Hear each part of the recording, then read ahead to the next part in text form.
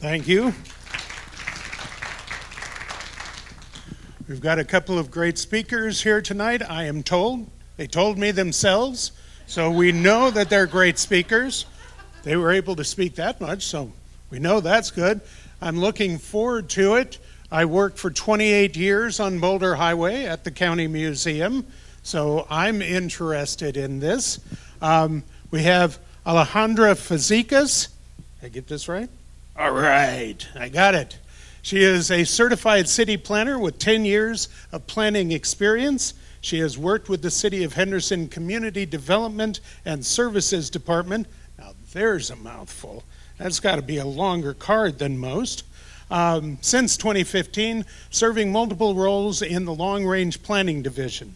Currently, she serves as a principal planner, and she has worked in the areas of historic preservation, neighborhood revitalization, transportation, open space, food access, housing, environmental planning, and public outreach.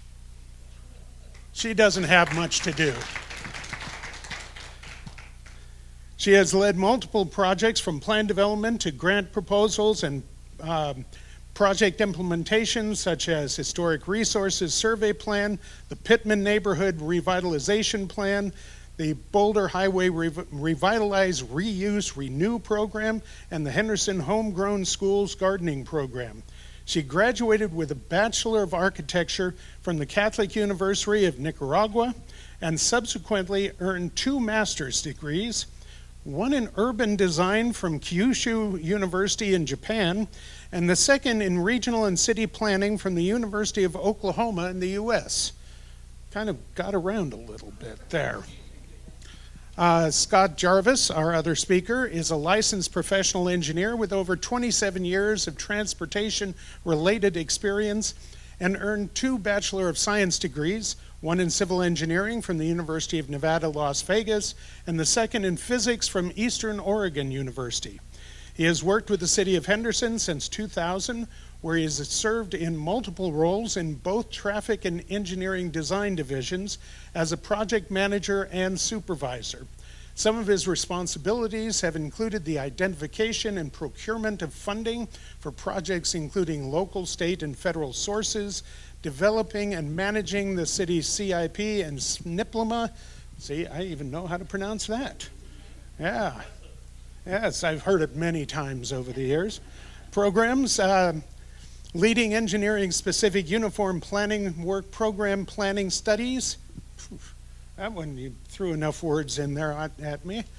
Developing the city's complete streets policy and leading the city to recognition as a silver-level bicycle-friendly community. Scott is currently the project manager of the City of Henderson's $120 million Reimagine Boulder Highway project. Now, what we're going to do tonight is we have presentations by both of our speakers. When they get done, we'll open it up to questions from the audience. So, Alejandra, we'll start with you.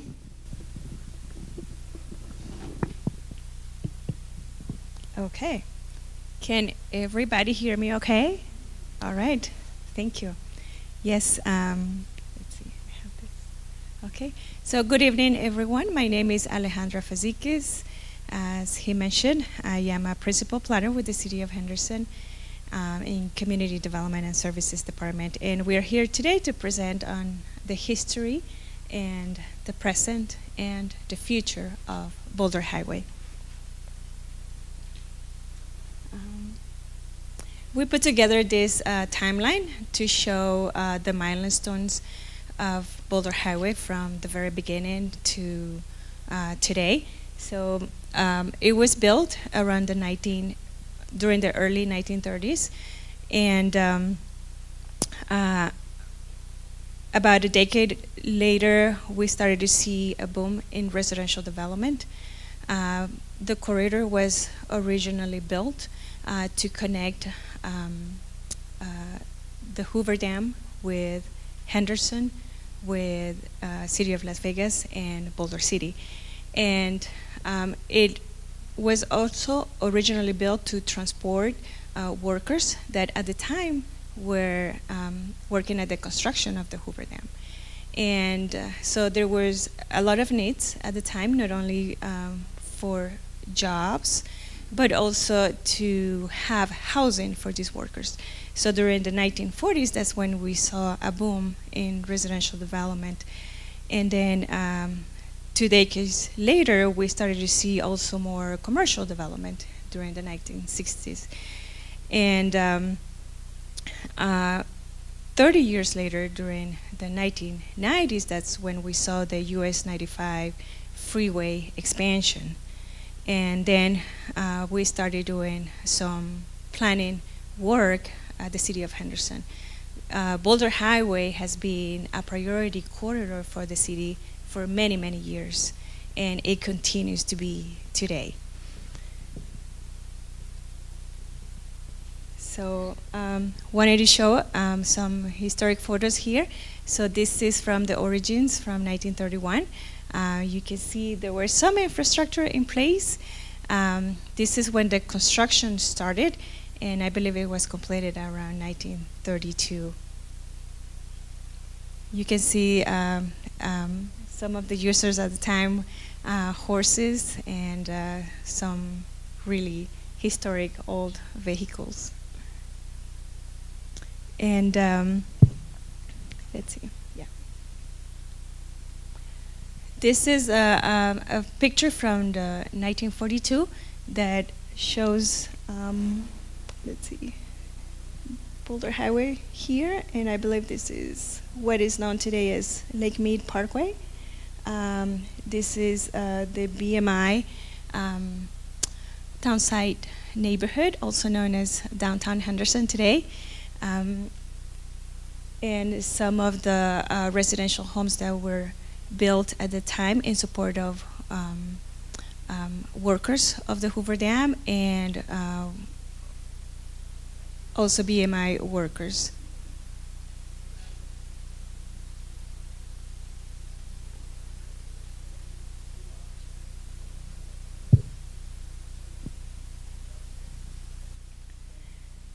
At the time of this picture, the population of city of Henderson was really small. As you can imagine, there were less than 5,000 residents at the time.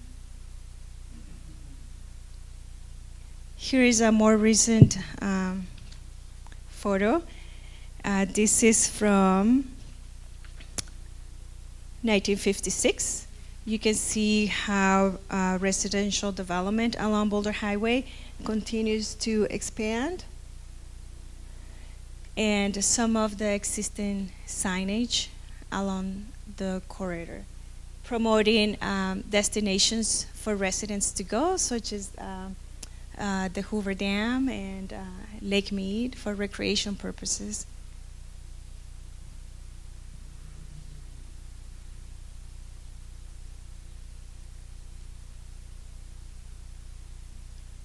More on residential development. We can see here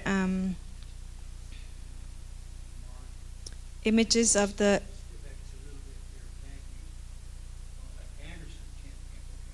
Yes, so this is what is called the Anderson's Tent Camp City from 1942. And on the right-hand side, you can see the basic town site homes. And Boulder Highway, oops. You can see in the back.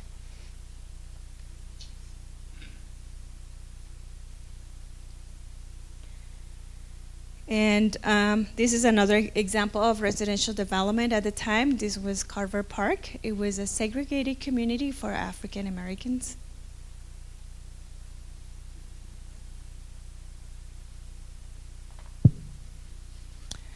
And another neighborhood that was very important for Henderson in terms of its origins was the Pittman neighborhood. I don't have a picture of the neighborhood right now, but that predates these residential developments that I showed originally. Pittman neighborhood was one of the very first neighborhoods that was also built in support of the Hoover Dam workers. In terms of non-residential development that happened along Boulder Highway corridor, we have the very first hospital, which is what we know today as the San Rose de Lima campus. At the time, it was called the BMI Hospital. It was built around the 1940s, and did I go too fast? And also on the right-hand side, we have the St. Peter's Catholic Church that is still there today. And this one was built later on. It was built in the 1950s. Boulder Highway, in addition to residential development, also had commercial development along both sides of the highway. And these are examples of retail stores at the time. We have the Tally Ho shop and the Grace Men Wear for clothing.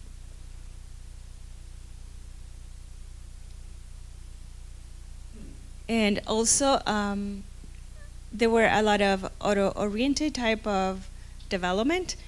And as you can see on the slide, we have the historic little Chevron station from 1958, 76 Union Oil Station, the Flying A service, and the Gulbond Oil service. So these were very typical type of auto-oriented type of uses that we can still see today. Not exactly those, but we still can see quite a bit of auto-oriented type of uses. Also, a very popular place during the 1960s was the A&W root beer, also off of Boulder Highway. And you can see the architecture of this commercial building. It was also auto-oriented. You can see the parking lot covered for residents to come in with their cars, order the food, and enjoy their food from their vehicles. This type of commercial development was very popular during the 60s in terms of the architecture, in terms of auto-oriented type of commercial development, when highways were developing at the time during the 60s, late 60s, 70s, when the urban renewal was happening. This type of development became very popular. Now we get into type of land uses. As a planner, we always look at zoning and land use of the land. This is a historic map from 1980 that shows some of the original land uses. And you can see the darker area were predominantly commercial. And you can see the concentration of the commercial development at the intersection of Boulder Highway and Lake Mead Parkway, and also to the north of Boulder Highway at the intersection of Sunset Road and Boulder Highway. And you can see that still today, that concentration in those areas. Obviously, as the city continued to grow and expand, the commercial development also expanded along the corridor, but those were the main areas. And at the time, the population of Henderson was around 24,000 residents.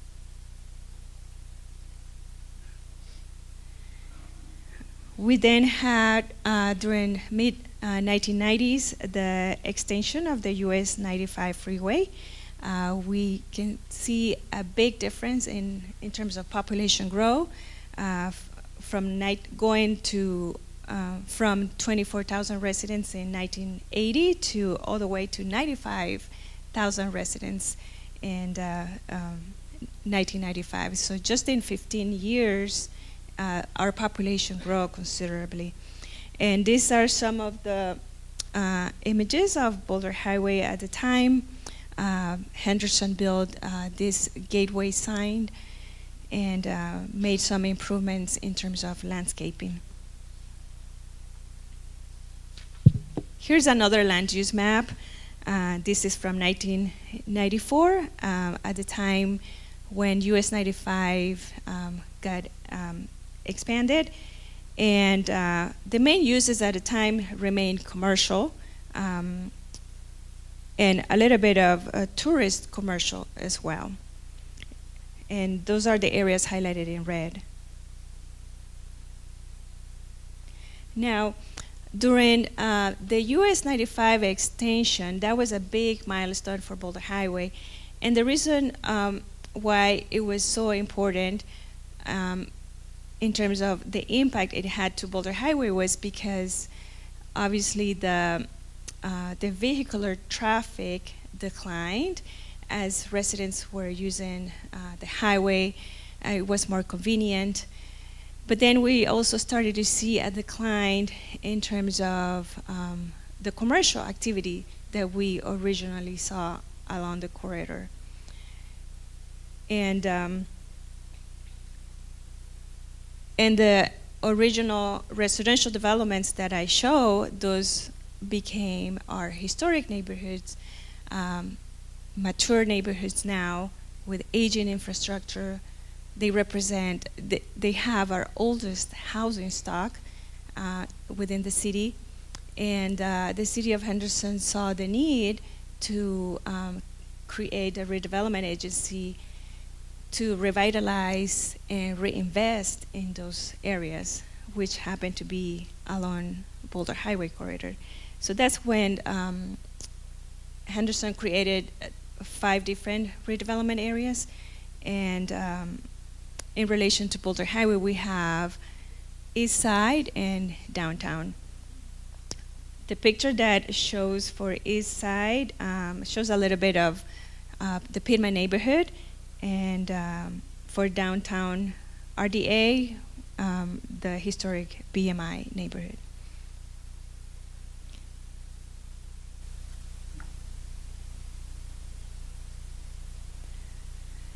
And during 2009, we developed one of our first planning initiatives, I should say during 2008, which was Reinvest in Boulder Highway, that created or developed our very first vision for the corridor. We wanted to really revitalize the corridor, create linear parks around the corridor, make it vibrant again, as it used to be historically. And that's when we did big changes in terms of land use planning.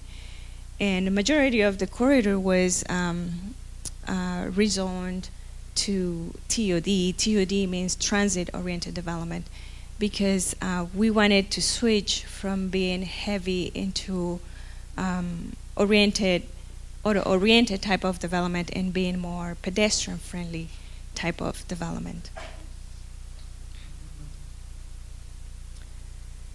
And more recently, this is the most recent changes that we made. In 2009, we pretty much changed the land use to the entire corridor and made everything TOD. Well, years later, we realized that that strategy wasn't working to implement the vision that we really wanted to achieve for Henderson. And we realized that a one-size-fits-all approach didn't really work. And more recently, just a couple of years ago, when we did our development code update, we strategized those changes, considering the actual existing conditions along the corridor. We saw historically through time that the northern and the middle portion of the corridor were more commercial type of development, and towards the south it became more neighborhood feel, more residential type, and less commercial. So keeping that in mind, we made those changes more recently into our development code update. And again, our population and our city and our needs continue to change through time. from 2009, our population was to 275 residents, and then in 2023, it grew to now we have over 300. We have 343,000 residents. 343,000? Yes, 343,000. That's a 200% increase, isn't it? Yes. Yes. I have a quick question. On that map, you know, traditionally the map has the north at the top, but I don't think that's the case there. I'm confused. I mean, not that I can't recognize the stuff, but which way's north? The top, It yes. is top. Yes, we're missing the north arrow, but that's. Well, it just seems like, I thought going towards Boulder City was kind of east. Yeah, on this image, we're only showing the northern portion, yes. And just to recap, this is the timeline in terms of planning initiatives that the city of Henderson has taken over the years. We started in 2008, with the overall vision, trying to create linear parks along the corridor, more pedestrian-friendly type of environment. We then, in 2005, when we developed a regional plan for Southern Nevada region, for Henderson specifically, we identify Boulder Highway Corridor as a priority transportation corridor, and we included that in our plan. We continue that at the local level with the Henderson Strong Comprehensive Plan. We kept that corridor, the corridor, as a priority area.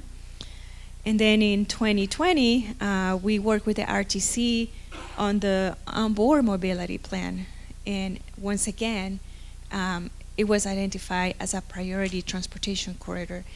Despite all the changes that the corridor had gone through time, it still is a very important corridor for the region. And you may or may not know this, but also it's a corridor where we have the highest ridership in terms of public transit after the Strip. So there is still activity, there is still vibrancy. And then in 2020, we also developed the East Henderson investment strategy, again, with the vision to continue our work in revitalizing our neighborhoods, reinvesting in our historic neighborhoods. And simultaneously, we applied for a grant with the EPA. It's called the Reuse, Revitalize grant, and it's focused on brownfield sites. What we're trying to do is to do environmental assessments to those auto-oriented type of developments, such as gas stations, oil stations at the time, that perhaps we need to do some cleanup or some remediation work. So we've been using that grant for that, and we've been successful with EPA, and we just got awarded a new grant to continue our work along Boulder Highway. And then more recently, the development code update that I just mentioned with the recent changes in land use. And now I'll pass it on to Scott.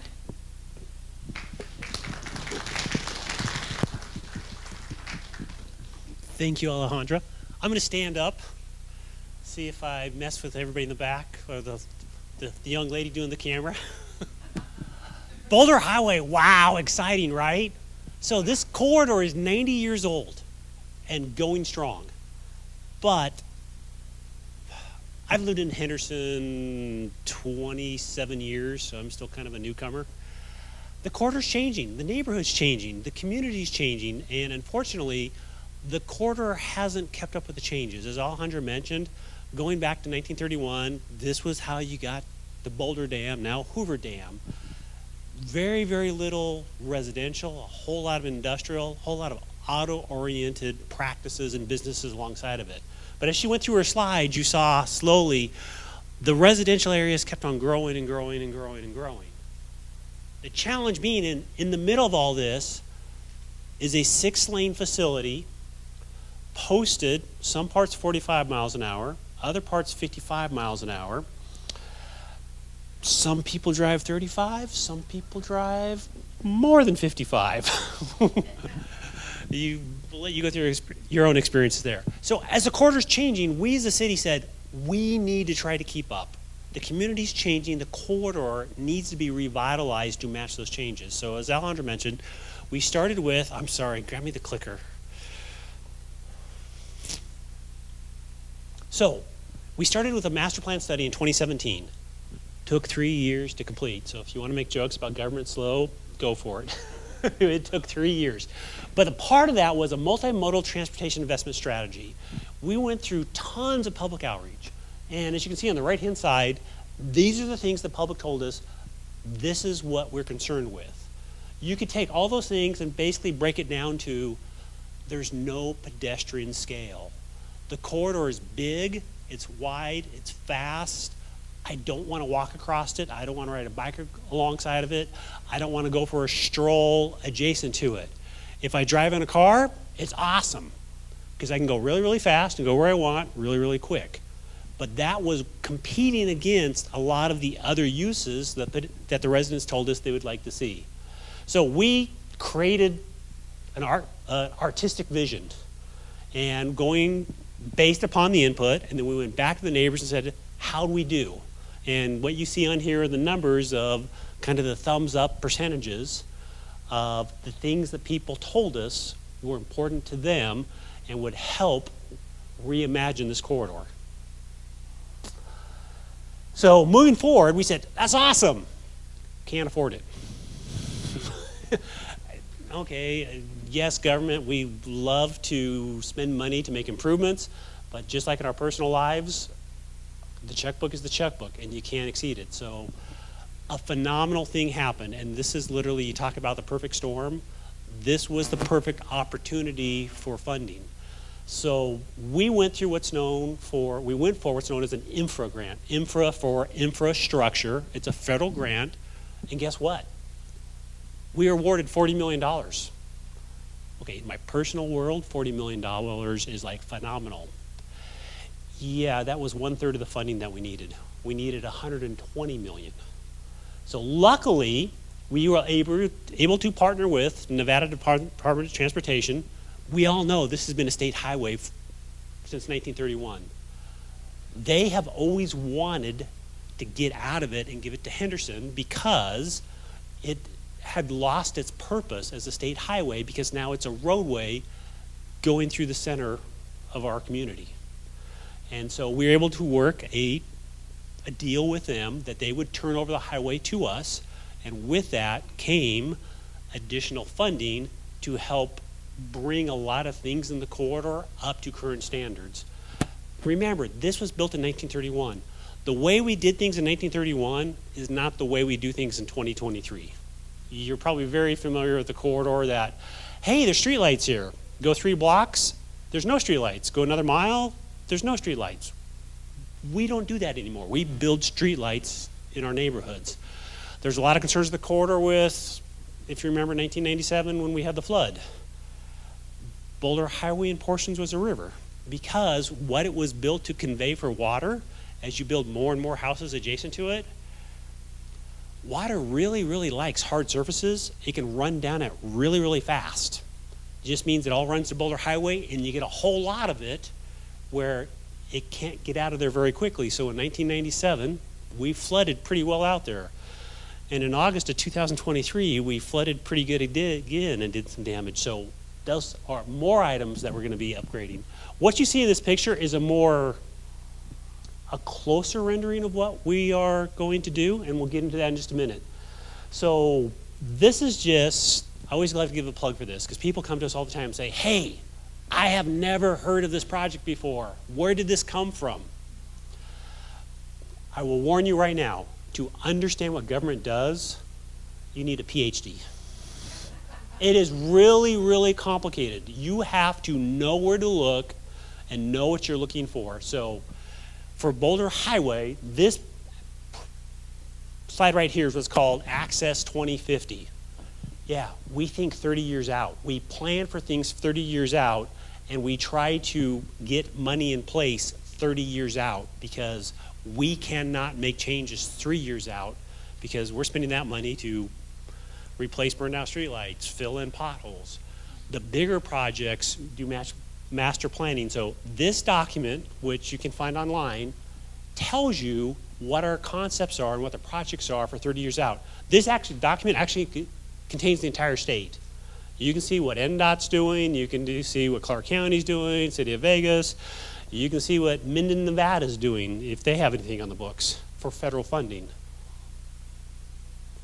So this is a more current rendering of what we're doing on Reimagine Boulder Highway. So if you haven't heard, we are going from 6 lanes to 4 lanes. We're going to lower the speed limit from 45 to 35. We're doing dedicated spots for the pedestrians. We have a lot of sidewalks out there right now on trails. We're keeping them. We're not ripping it up. That'd be throwing away good money.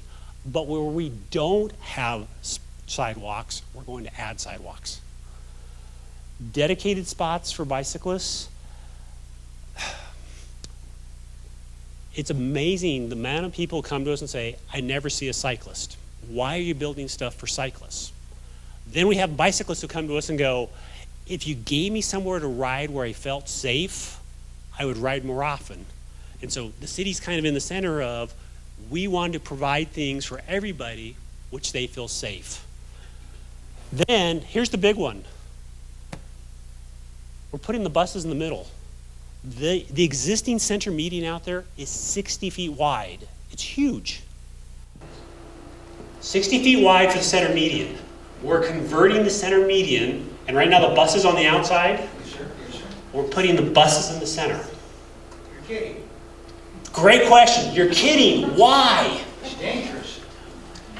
Your first thought is it's dangerous, and I can understand that, 100%. Here's a thought to think about. A couple things. One, buses in their own dedicated lane, you as a driver don't have to intermix with them. How many times have you been going down the road and there's a bus and a bus pull out and he stops and you're stuck right before the intersection and the light's going to turn red and you're stuck, you can't go because there's a bus there. Or you're going along and all of a sudden the bus pulls out in front of you because he wants to get going. You're like, oh, I got to hit my brakes, there's the bus. How many times have you been by a bus stop and you're like, oh my goodness, that guy is crazy. He just got off the bus and now he's running across the road right in front of me.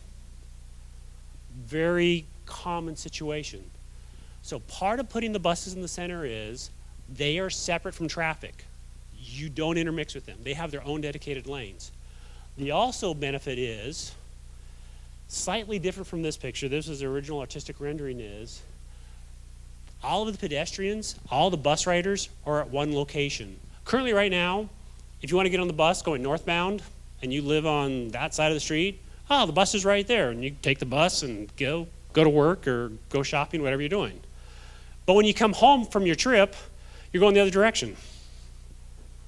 You're now on this side of the street. You live over there. So on Boulder Highway, you have 6 lanes of traffic you have to cross to get back to where you want to go. By having the buses in the center, you only have to cross at any point in time half the road. You never have to cross the entire roadway. Plus, by having the buses in the center, we're putting the bus stops at signalized intersections, meaning that the transit riders, they're right next to the crosswalk. They're right next to the pedestrian signal.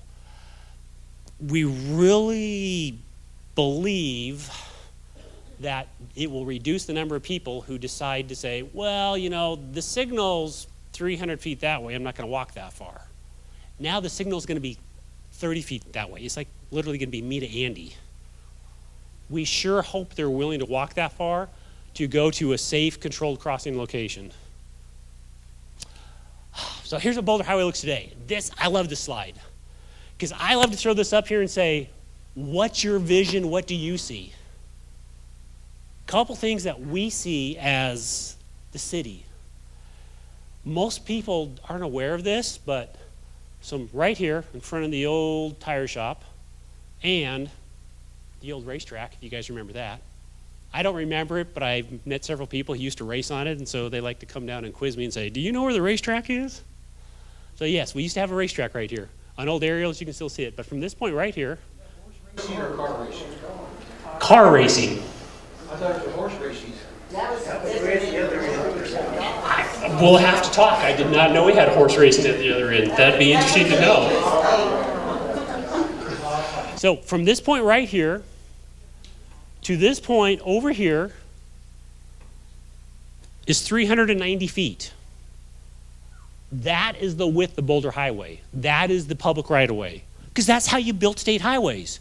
You made them really, really big and really, really wide for future expansion. That's wider than a football field. Yes. Yep.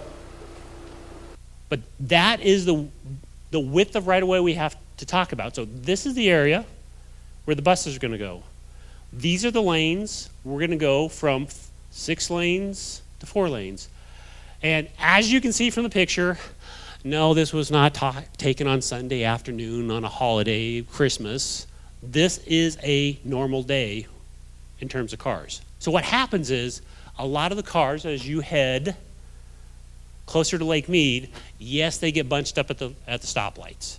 And you all get caught at the stoplights together and you see cars all around you. But if you are 200 yards behind them, you see all this wide open space in front of you. So we have done very substantial studies of how many cars are on Boulder Highway, how many cars are going to be on Boulder Highway in 30 years, which takes into advantage of, we look at all the adjacent neighborhoods, all the vacant property, how could that property develop, and how many cars would that develop, would that add to? So looking at the vision, 390 feet, we also see things like this where you might not know it, that's a drainage channel. And you also might not know it that here in Nevada, we want water on our roads. Because it rains so infrequently, it's phenomenally expensive to put all the water underground. So we actually design the roads to hold water up to a certain point. So if you ever drive down the road and you go, holy crud, it's raining and who's the rocket scientist? There's water all over the place. It was designed that way to keep, honestly, our prices down, our taxes down, that we convey as much water as we can on the road to a certain point, and then we put it underground, because to put the water underground, then to convey it to Lake Mead, is a lot more expensive. So we try to balance the money we spend there. So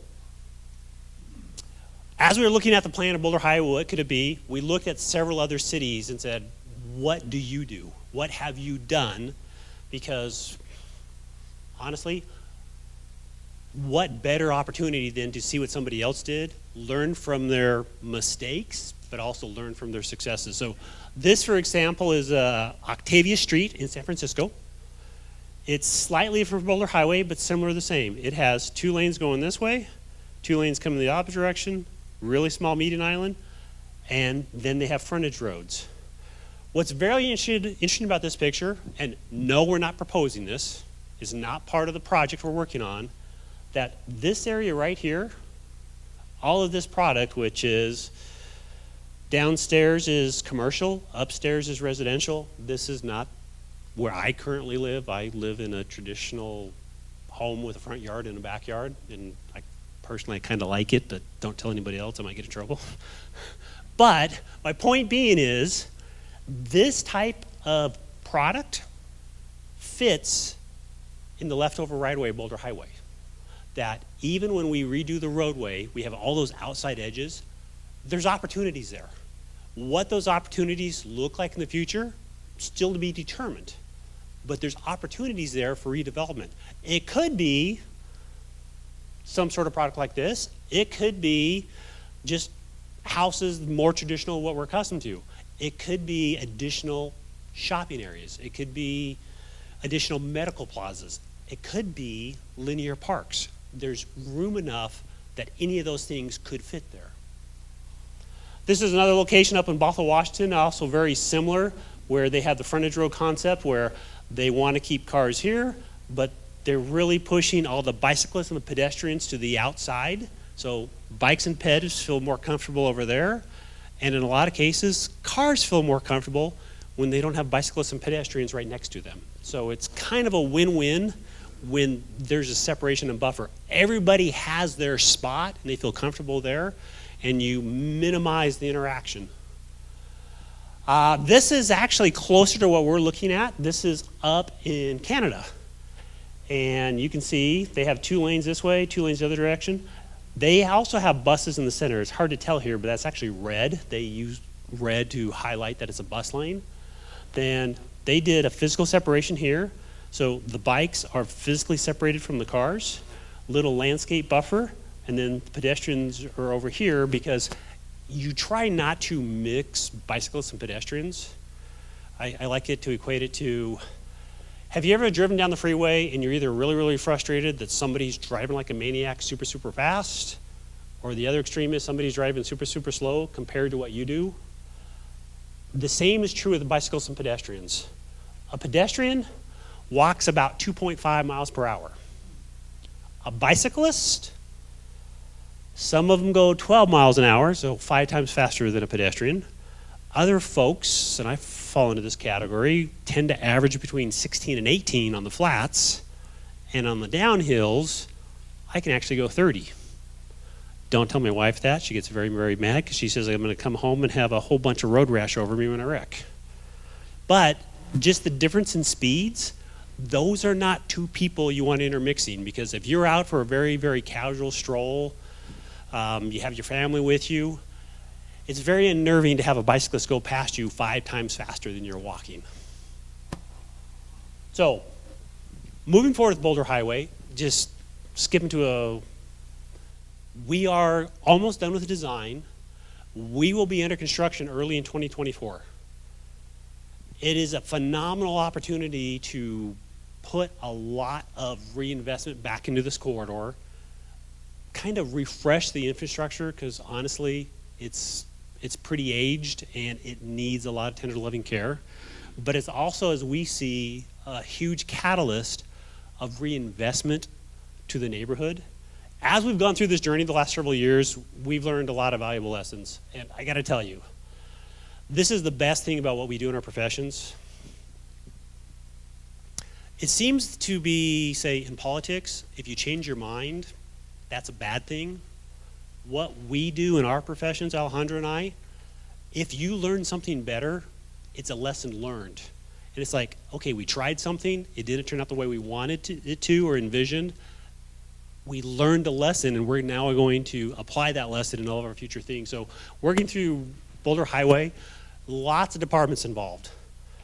As the project manager, I've been on this project for several years now. I work with community development, I work with the Parks and Recreation, I work with the police department, I work with the fire department, I work with our utilities department. I work with different divisions within Public Works. I gotta tell you, we all don't think the same thing.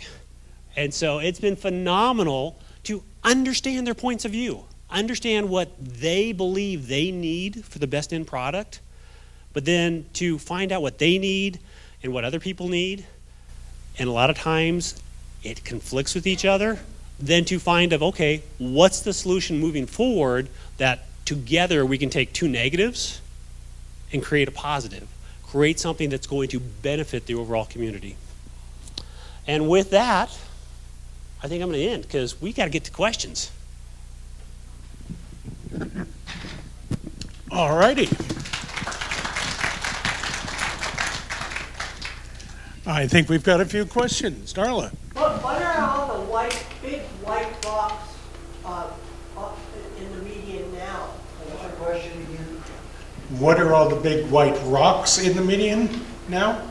Yes. Is that? There's sections of a whole bunch of big white rocks. Gotcha. So the ones I can think of off the top of my head. So there's a couple things here. As part of the changes to Boulder Highway, there was a Nevada state legislator. They put in a law. Sorry, I'm making noise. They're rocks. They're rocks because of, right now, stormwater runoff drainage. We had to go in and remove the turf, the grass, because state law has changed and says, hey, if you're a government agency, you cannot have non-usable turf, non-functional turf. So in preparation for the Boulder Highway job, we removed the turf. We knew we're putting buses in the median. We had a lot of trees in there that unfortunately, two things.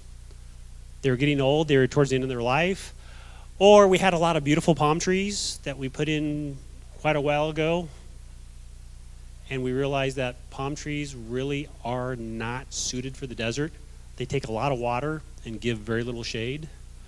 And so we removed that. As we did some of these things and made changes, there's drainage patterns out there that we had to put rocks down to slow down the water. As part of the overall project, it includes more drainage improvements where we're putting it in pipes and we're putting it underground. So all that will be changed from what you see today. You had a question in the back? Yes, with the continued rapid growth and expansion of Clark County, how do you think that, especially in Henderson here, you said it yourself, Boulder Highway runs right in the middle of our community. How would reducing the lanes from 6 to 4 and adding more lights be more efficient for commuting and traffic? That is an awesome question. And I mean, if you do really feel so good about it. You bet. So The question is, how will reducing the lanes help with traffic flow with the growth of Henderson? And then to follow up on that, if you do feel so good about it, why not like throw it on a ballot maybe? See how all the other residents feel. You bet. Let's ask that. So in terms of transportation is a network. And we have various size roadways to do various types of things. Residential streets, that's to get out of your neighborhood to go to what then we call a minor collector. Minor collector then takes you to an arterial. Arterial then takes you to a freeway. So in terms of Boulder Highway, one of the things that we didn't mention in the slide presentation is Boulder Highway is the most dangerous road in the state of Nevada. We have had more deaths, and yes, I'm also talking about Henderson. We're not just saying, well, that's just everybody in the county dying. No, we are losing lives in Henderson. We had a neighborhood meeting a couple weeks ago discussing Boulder Highway. 30 minutes after the meeting ended, we had another fatality on Boulder Highway, just up the street from the meeting. It's wide, it's dark, it's fast. Part of the reason being is Boulder Highway does not have the need to be a highway anymore. It has a need to be a community street. For people who want to travel a long distance, that's why we have freeways. For people who want to make shorter trips, that's why we have different things within our system. So the interesting part is Boulder Highway, first and foremost, is a safety project. We continue to lose lives out there, and we as a community actually have said too much. And so to your second question of why don't we vote on it, we did. That's what happened between 2017 to 2020. Once my earlier joke of laugh at government, we're slow. Part of the reason that we're slow is we do a ton of analysis and study before we make major changes, because these are decisions that impact us as a community. So for 3 years, as part of that study, we had robust public outreach. I showed the slide earlier of what the percentages of the approvals were. And with those approvals, we said, okay, we're going to go find the money to make this happen. Well, it's taken us 3 years from 2020 to 2023 to get there. So now after 3 years of effort, we're to the point now, we are going to go construct what you told us to build in 2020. It just took us this long to get everything into place. So yes, Boulder Highway will be a change. For some people, it will slow you down. 100%. It will slow you down, but we're doing it to the purpose to save lives. Where are we Okay, next? well, hold on. We had a question in the back over here. Well, I was gonna ask about how much, I just remember the nightmare around Boulder Highway and Sahara when they were doing all kinds of infrastructure not too long ago. I don't know if a lot of that was flood control or if they were doing. There was flood control that was put in there by Clark County, yes. Is that kind of thing gonna be slowing down this project, or do we kind of already have that under control? It will slow us down. No, short version, we have huge underground flood control facilities get into place. Boulder Highway and Sunset Road, we have to dig 20 feet deep in order to put some of these boxes in place. It's going to be painful. Yes. So during yes, we're going to take water from the surface. Yes. So during construction, the Nevada State Bird, the orange cone, will be there. We ask for your patience. It's going to be a slow process, but remember, this in Henderson is one of the first major changes in 90 years. 90? Yes. I probably have a comment more than a question. I live very close to Boulder Highway. I don't recall having any information as far as soliciting input on Boulder Highway, but I live very close to Boulder Highway. I drive it a lot. I cannot believe those few cars that you see. I drive it every day. The intersection at Boulder Highway and Greenway is very, very busy. Bumper to And when bumper. the school is let out on Basic Road in Boulder Highway, it's gangbusters down there. The traffic is really, really, and when I've read your goals for this, most of it relies on bicycles, multimodal transportation, and mass transit. None of those work for most of us who are older. We have 5 months of the year, even if we had a bicycle, it's 115 degrees out there. My comment is, I wish I had, and I know this is a done deal, but I do dispute some of the things that you're saying are, oh, and the other thing about using the freeways instead of this as a main artery, the freeways are so congested now that I see semis driving on Boulder Highway more and more because the freeways are so impacted. They're using Boulder Highway as a main artery. And Horizon Ridge. And Horizon Ridge. And those of us who live in that residential area are seeing more of the impacts of the congested freeways. And to think that Boulder Highway is going to be under construction, slowed down, and narrower is really kind of frightening for us, and that's my comment. No, great comment. Andy, you want to jump in first? So two questions, Scott. One, the timeline for this construction, but also I think you can address, I mean, obviously from the heyday, the traffic counts on Boulder Highway have gone down. Maybe they're coming back up. I know construction on 95 is impacting Boulder Highway right now. But can you recall some of the traffic counts and ups and downs on that, or is it probably not off the top of your head? We're back to pre-COVID, but a couple things. You had some great thoughts there. I want to just touch upon them just a little. So all of the studies, yes, 100% look at the traffic counts, and like we said earlier about the pictures, those pictures are taken over a long distance. Now, when a light turns red, all the cars you see queue up together. And so, yes, if you're sitting in a red light, all of a sudden you're sitting in a platoon of other cars. 100%, I agree with you. Lake Mead is probably the worst one out there. Without a doubt, Lake Mead is challenging. It's going to continue to be challenging. Part of the pending construction of the US 95 215 interchange, that is being completely converted. That will have a little bit of benefit to Lake Mead of how cars get on and off of the interchange. But one thing to talk about is there's a lot of science behind of how we call it optimizing signals. I mean, if you drove in Salt Lake City 20 years ago, before they got really, really congested, they're on a grid network. Everything is laid out, straight streets and side streets are very, uniform. They can time their signals before they got really crowded. You could go to green, to green, to green, to green, to green. I grew up in Oregon. The town of Salem actually used to have signs up that says, signals are timed for 30 miles an hour, which was code for if you drove 30, you would go from green to green to green to green to green. That only works until you start building side streets at awkward spacing. You have like a long block, then a short block, then two long blocks and a short block, and now the math starts to break down because everybody wants to hit green. And then you have everybody on just say basic, major, Texas, corn, Barrett. They're like, well, I want a traffic signal because I want to be able to come out and take a left. By giving people all of the access that we desire, it actually diminishes the operational efficiency of a corridor. That's a very complicated way to say that, Our roads can run better if we have people take a right and go somewhere else and then make a U-turn and come back and not give everybody a left turn. So as part of Boulder Highway, it's scary. It's going to be a challenge because some of the things that we're used to doing, you won't be able to do in the future.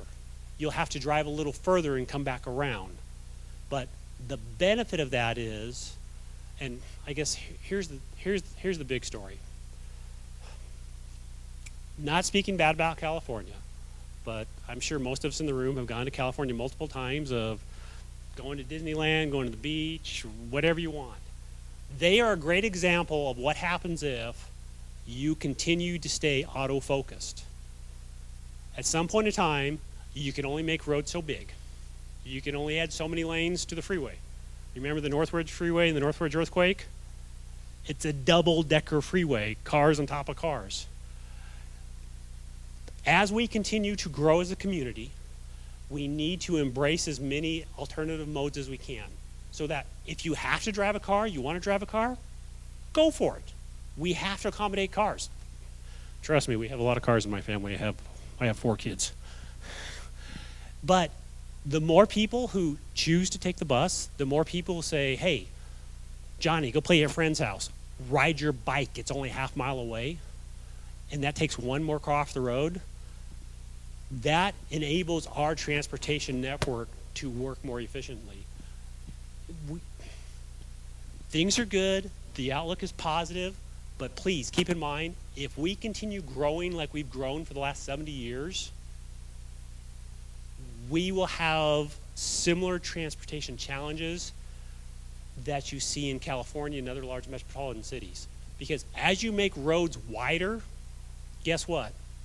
Every time a pedestrian wants to cross the road and they come out and hit that button, that is a very long way for a pedestrian to cross the road. We have to give them time to get there safely.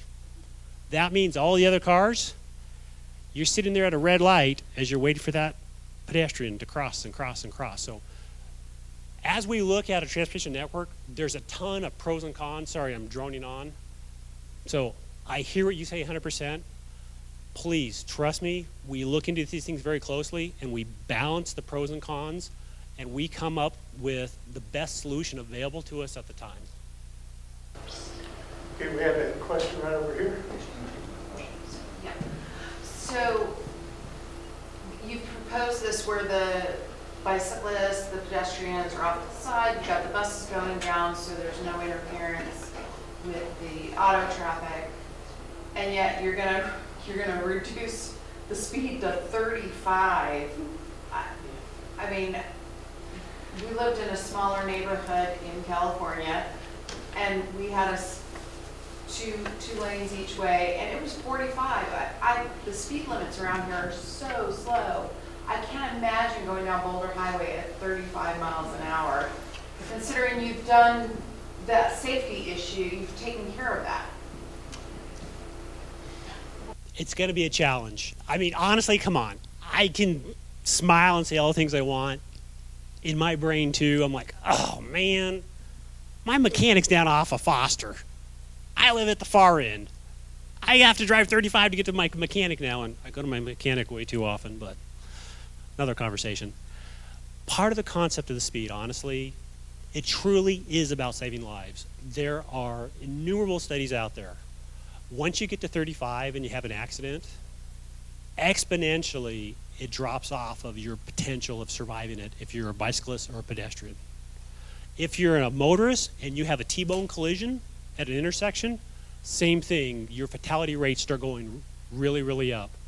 35 and lower, you give people the ability to survive. And so a lot of the things that we're doing on Boulder Highway with lowering the speed limit, adding more crosswalks, doing the lighting, what we're doing is we're building in, I like to call it forgiveness. So if you as a pedestrian make a bad decision, you can actually be forgiven and recover from that before the car hits you. But from the other aspect too, if the motorist is going and they make a bad decision, maybe they're driving a little aggressively or they're speeding and something happens, we've now built in a corridor where they can recover and hopefully slow down and not be part of a tragic incident. So yes, 35 is going to be challenging. It's going to be a hard lesson, but at the end of the day, we are truly doing it because we are very adamant that we need to stop people dying on this corridor. Honestly, every single year we're losing a life on this corridor. And that's the sad truth. Okay, we've got a few questions built up. We've got one back here. Quick question. How many people die in Boulder Highway a year? We have had 3 in our section of Henderson in the last 18 months. So, saving 3 lives to slow down, I think that's a good, deal, people's lives, right? That's what I think. I don't know. Sean? You said this project is going to start next year, essentially. Yes, sir.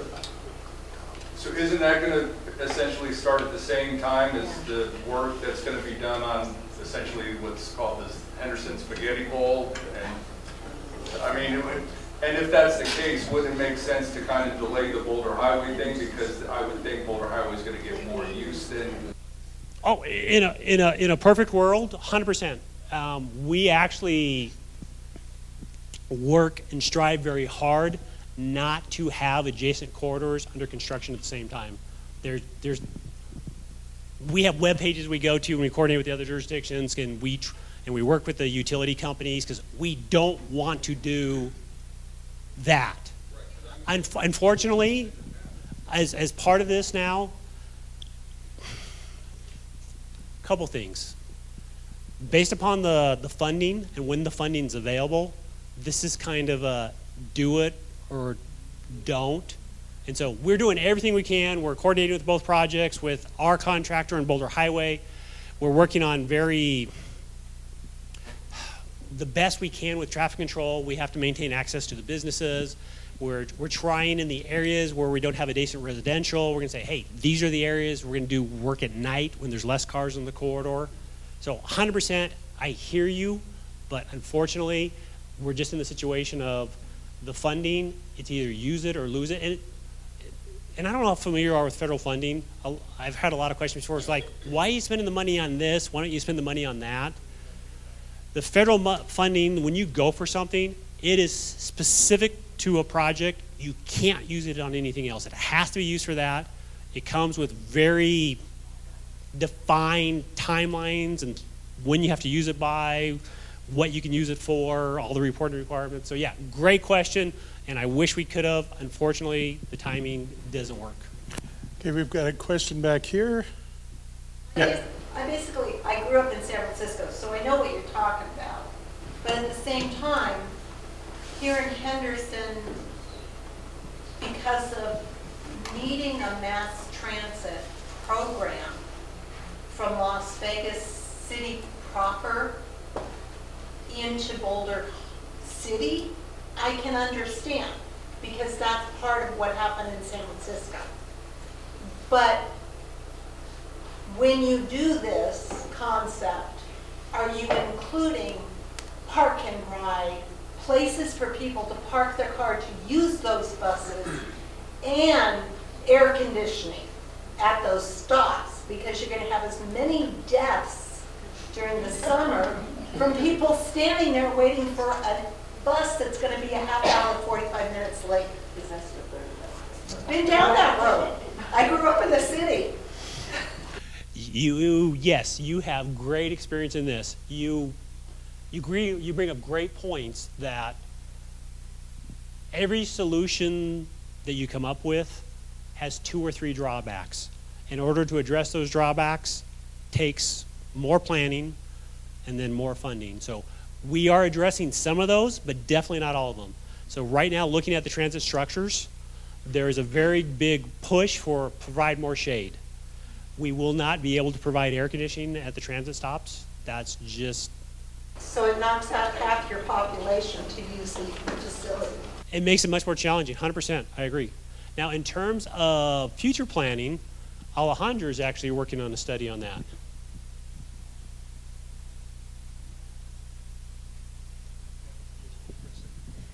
Yes, so we also apply for another grant with the Federal Transit Administration.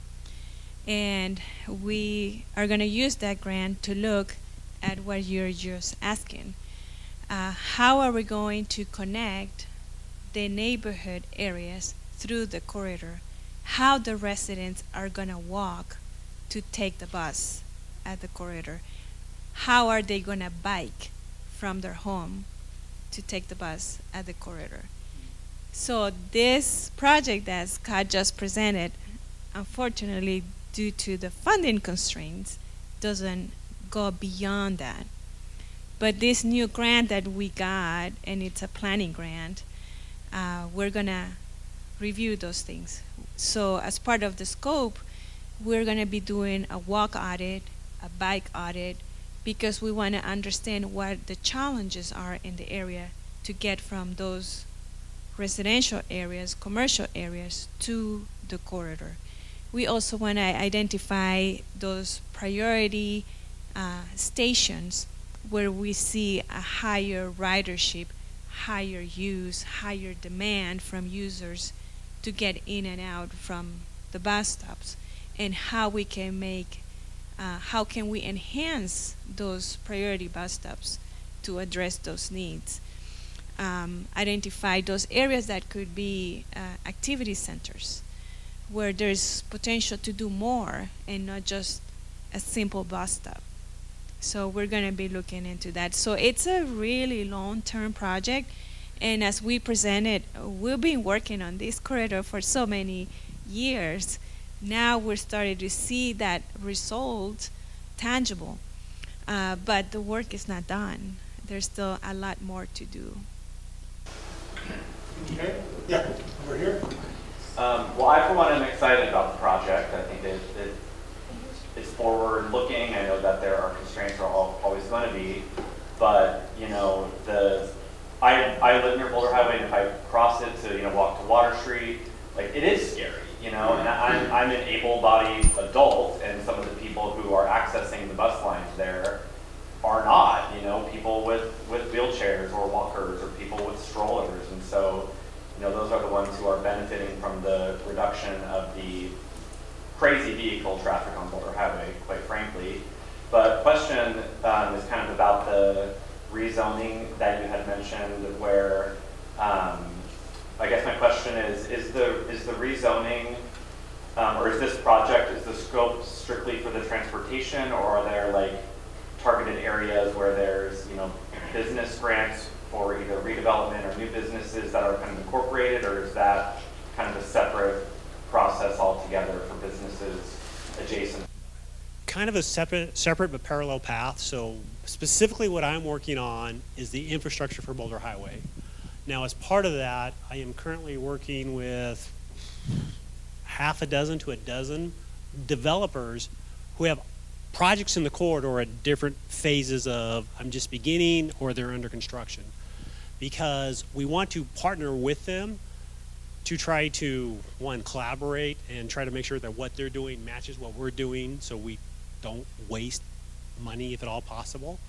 Now, as new development comes in, or somebody says, hey, I have an idea, I want to purchase this land, then there's an opportunity to come talk to the city, and we say, all right, now that's the better situation.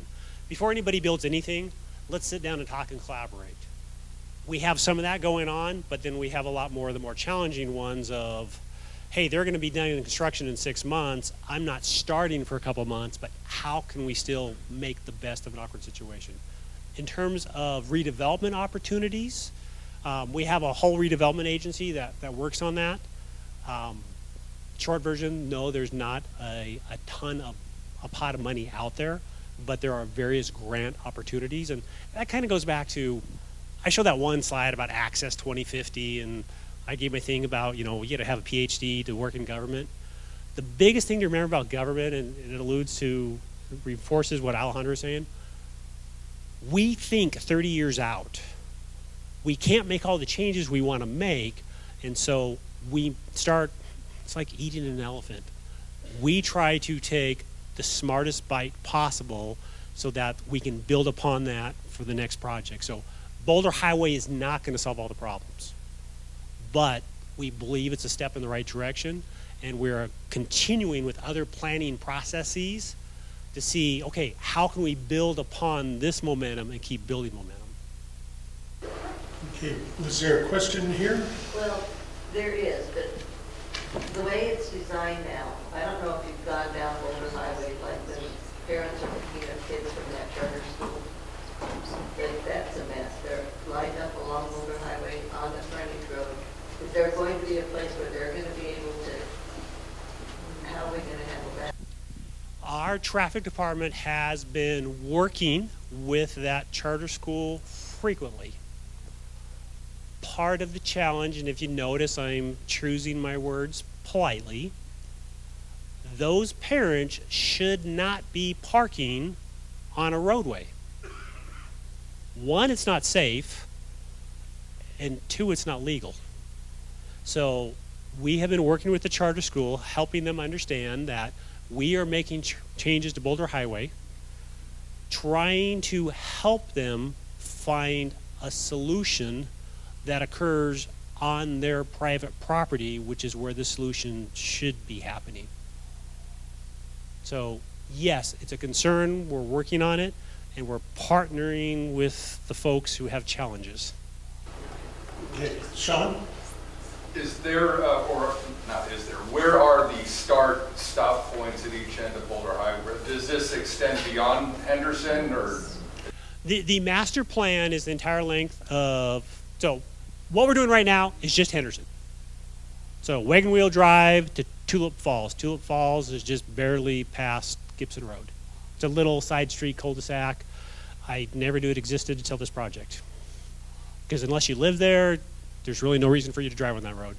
But the master plan is the entire length for Henderson, Clark County, and City of Vegas. So Henderson, we were able to be proactive and go first. I can tell you that the Regional Transportation Commission of Southern Nevada, in partnership with NDOT, Nevada Department of Transportation, because NDOT owns the rest of the highway. We have taken over the portion in Henderson, but the rest is still NDOT. They want to continue the center running transit full length. They see huge safety benefits here. They have applied for federal grants. They've been unsuccessful. They're currently applying for another one because they would like to continue what this master plan says. So in time, yes, but we'll see how quickly it happens or how slowly it happens. Okay. I Yeah. just got to add on to Sean's question. Okay. They don't get their funding in time by the time you get from Wagon Wheel to Gallery. That's just easier for me to remember. What happens with the buses there? Are we suddenly going from 2 to 3 with a bus trying to shoot back over to his lane to get to the next stop? No. We if you want, if everybody wants, I can walk through how it's going to happen. But yeah, that's been planned because they will not be ready when we're ready. So there is a method to do it, and it's a very safe method. So short version, the buses are in the median if you're going northbound. Once you crossed, sorry, I always get Gallery and Gibson backwards, so I got to hesitate for a second. Once you hit the traffic signal at Gibson Road in a car, you'll be in 2 lanes. As you drive, the bus has its own lane and it just merges next to you. Well, actually, it doesn't merge next to you. The bus just has its own lane. It turns into the old 3rd lane, but only the bus has access to it until you get past the intersection. Then the car, if you're clear, you just turn on your signal and you go over. Okay, but they're going to tell him not to have a bus stop like 200 yards up there, so he just tries to shoot across because I've watched them. Oh yes, those are very challenging conversations of where to put bus stops. I'll leave it at that. We have had all those conversations, yes. Just one question because it keeps boggling my mind. I get to Sunset, I need to go down Sunset. How, are they going to have a separate light for the buses so Yes. maybe the left turns? Yeah, you will not be able to turn in front of a bus if the bus has a green light. So buses have their own separate signals, so when you want to take a left, the bus next to you has a red and they can't go. I lived in Eastern Europe for a while and they had that with the trams and that, and I watched more than one lot get just creamed by a car because it was a turn.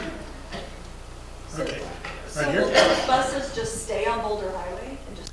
No, that's the interesting part and makes my life a little more challenging, is the buses don't just stay on Boulder Highway. There's actually multiple routes. Some routes come into Boulder Highway and they only stay there for about a quarter mile, then they exit Boulder Highway and go off on a side street. So we've had to look at all of that of the bus from the side street has to be able to have the turning radius to get into the center transit lanes, and that's all part of the design. One of the last, right there, the devil's in the details. Stick around for 5 hours. We can talk about all the little details like that of how do you get a bus from point A to point B, and Okay. Yes, sorry. Yeah.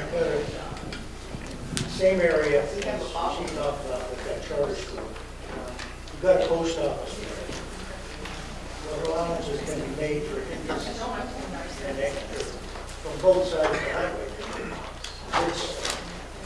It's a nightmare there. Right. 100%. So as I was referencing, oh, sorry, did you have more? I started talking a little too fast. I don't know if I cut you off. Keep going, I have another question on top of that. So wherever you have a bus in a median opening, we have to have a signal. Because if you're driving down the road and you want to take a left, you're not looking over your shoulder to see if there's a bus about to pass you. So all of those crossings have to be controlled by a traffic signal. So either you get to go and the bus stops, or the bus is going and you have to stop. With that being said, as we were mentioning earlier, the more access points you have on a corridor, the worse it is for traffic optimization. Because the more times you have to stop, people go, all I do is sit at red light to red light to red light. Who is the rocket scientist who can't program signals? The challenge is the more access points you have, you lose efficiency. So there are some locations where there is a current median access point that we're removing. And it has to be done to help the overall corridor flow. I don't remember whether or not, I know where you're talking about the post office, I don't remember off the top of my head of whether that gets a signal and that access point stays, or if that access point gets removed, and then you'll have to go up to the next intersection and then make a U-turn to come back. Or the VA, that one I do know, that one gets a signal. I just don't remember the post office. It's 7.5 miles long. I forget a few details. Okay, I think we've had an enlightening discussion here tonight. I want to thank our speakers for being here.